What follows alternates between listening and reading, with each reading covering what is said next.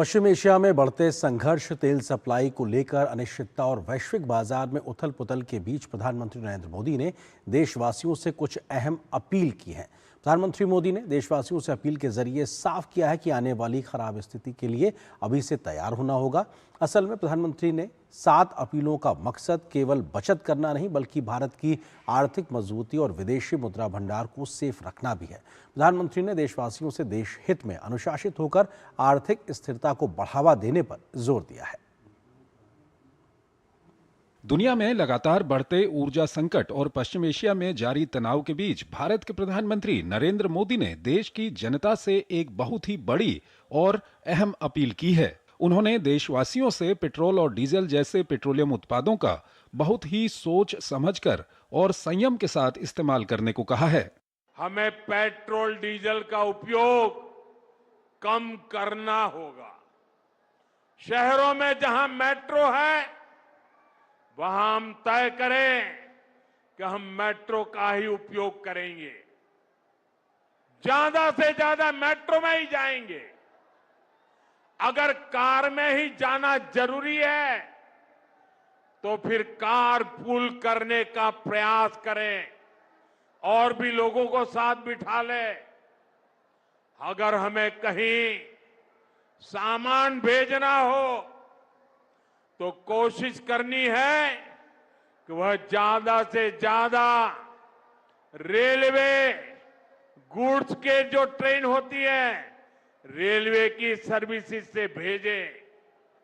इसके साथ ही प्रधानमंत्री ने सोने की खरीद पर भी एक अपील की है। उन्होंने कहा है कि देश हित में लोगों को कम से कम 1 साल तक सोने के गहने नहीं खरीदने चाहिए, चाहे घर में कोई भी बड़ा फंक्शन या शादी ही क्यों न हो। पीएम मोदी ने साफ कहा है कि इस संकट की घड़ी में देश का पैसा यानी विदेशी मुद्रा बचाना ही हमारी असली देशभक्ति है। एक जमाना था जब संकट आता था, कोई युद्ध होता था तो लोग देश हित में सोना दान दे देते थे। आज दान की जरूरत नहीं है, लेकिन देश हित में हमको ये तय करना पड़ेगा कि साल भर तक घर में कोई भी फंक्शन हो, कोई भी कार्यक्रम हो, हम सोने के गहने नहीं खरीदेंगे। पीएम मोदी ने देश की जनता से 7 अपील की हैं। पीएम ने लोगों से सार्वजनिक परिवहन अपनाने की अपील की है। पीएम मोदी का कहना है कि जितना कम पेट्रोल डीजल जलेगा उतना ही देश का विदेशी मुद्रा खर्च कम होगा। पीएम मोदी ने ऑफिस के लिए कारपूलिंग और वर्क फ्रॉम होम पर जोर दिया है। इससे देश में ईंधन की बचत होगी। प्रधानमंत्री ने गैर जरूरी विदेश यात्राओं को कुछ समय के लिए टालने का सुझाव दिया है। भारत दुनिया के सबसे बड़े गोल्ड इंपोर्ट करने वाले देशों में शामिल है। ऐसे में पीएम मोदी ने लोगों से अपील की है कि फिलहाल गैर जरूरी सोने की खरीदारी कम करें। पीएम ने लोगों से 1 साल तक गोल्ड ना खरीदने की अपील की है।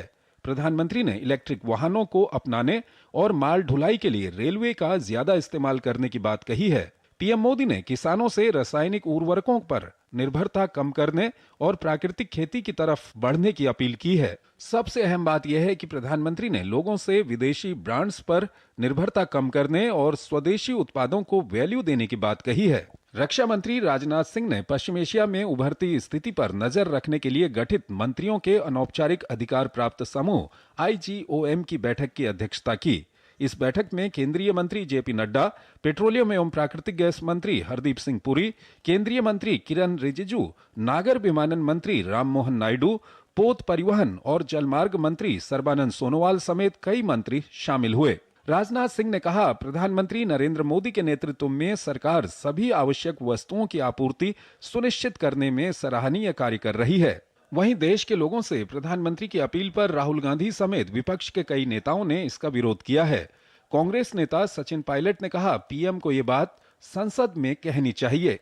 ये सारी जो बातें सरकार बोल रही है, प्रधानमंत्री बोल रहे हैं, इतना कैजुअली एक पब्लिक मीटिंग में बोल रहे हैं, मुझे लगता है कि पूरी जनता को, संसद को लेना चाहिए कॉन्फिडेंस के अंदर। वहीं राहुल गांधी के पीएम मोदी पर दिए बयान पर बीजेपी हमलावर है।